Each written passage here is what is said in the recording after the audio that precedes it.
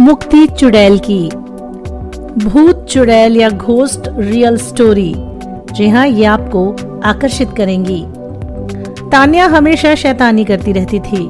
खेलकूद की शौकीन तान्या कभी इधर भागती कभी उधर, बस उसे कोई पढ़ने को ना कहे। अगर किसी ने पढ़ने को कह दिया तो मानो उसकी जान ही ले ली हो। उसे पढ़ना बिल्कुल पसंद नहीं था। तान्या चाहती थी कि वो हमेशा खेलती कूदती रहे और उसकी माँ उसे रोज शाम को पढ़ने के लिए बिठा देती। एक दिन तान्या अपना सबसे पसंदीदा खेल खेल रही थी। जैसे ही उसकी माँ ने उसे पढ़ने के लिए कहा, वो बहुत ज्यादा गुस्सा हो गई। उसने सोचा कि अगर घर की सारी किताबें जला दे तो उसकी प्रॉब्लम हमेशा के लिए सॉल्व हो जाएगी। अगले दिन जब उसकी माँ घर पर नहीं थी, तान्या ने सभी किताबों में आग लगा दी। उस आग में एक लाल किताब भी थी।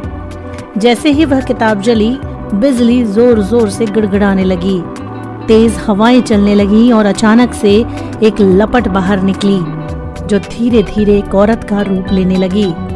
तान्या उसे देखकर बहुत ज्यादा डर गई। तभी अचानक वहां उसकी माँ आ गई। तान्या को एक थप्पड़ लगा दिया और तान्या की माँ तुरंत उसे पूजा वाले कमरे में ले गई। माँ ने तान्या को बताया कि जब वह लोग इस घर में आए तब कुछ लोग कहते थे कि इस घर में एक चुड़ैल का साया है। तो उन लोगों ने एक बड़े पुजारी को बुलाकर इस घर की पूजा कराई और उस पुजारी ने अपनी शक्ति से उस चुड़ैल के साये को इस किताब के अंदर बंद कर दिया और बोला कि कभी भी इस किताब को कोई हाथ न लगाए। अगर गलती से किसी ने इसे आग में डाल दिया तो ये चुड़ैल वापस आजाद हो जाएगी। तान्या ये बात सुनकर डर गई और बोली, माँ अब क्या करें? तब माँ ने बोला, पुजारी जी ने उन्हें एक पवित्र जल दिया था। अगर यह चुड़ैल कभी गलती से बाहर आ भी जाए तो इस जल को छिड़क कर उस चुड़ैल को दोबारा कैद किया जा सकता है। पर अब मुश्किल ये थी कि ये जल छिड़का जाए तो कैसे, क्योंकि वह चुड़ैल काफी गुस्से में थी। इतने लंबे समय तक के लिए उसे किताब में बंद जो कर दिया था। तभी अचानक वहाँ रोते बिलखते दो छोटे छोटे बच्चे आ गए। वह चुड़ैल उन बच्चों के पास शांति से खड़ी थी। माँ धीरे से कमरे से बाहर आई और उस चुड़ैल से बात करने की कोशिश करने लगी। जैसे ही इस चुड़ैल ने माँ को देखा, वह चुड़ैल माँ पर हमला करने के लिए भागी। माँ के हाथ में पवित्र जल था।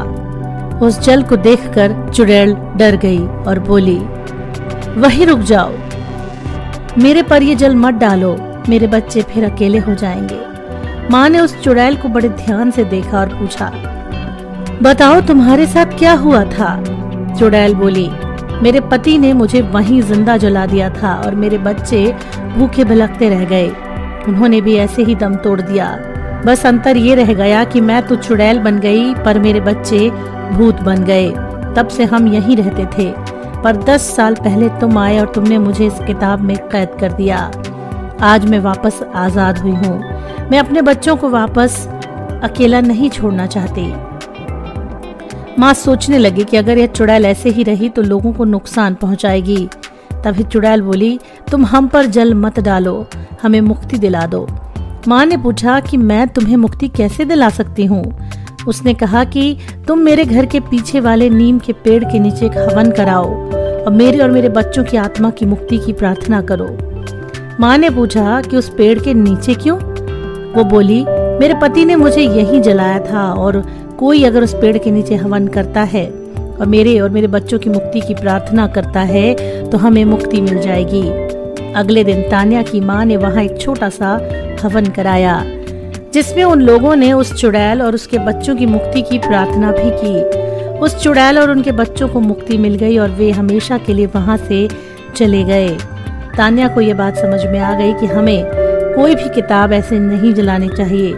हमें हर किताब पढ़नी चाहिए जिससे हम समझदार और अच्छे इंसान बन सकें। मोरल ऑफ द स्टोरी, कोई इंसान जन्म से बुरा नहीं होता, हालात उसे बुरा बना देते हैं। उसे अपने आप को सुधारने का मौका देना चाहिए। दोस्तों, अगर आपको ये कहानी पसंद आई हो तो शेयर जरूर कीजिएगा।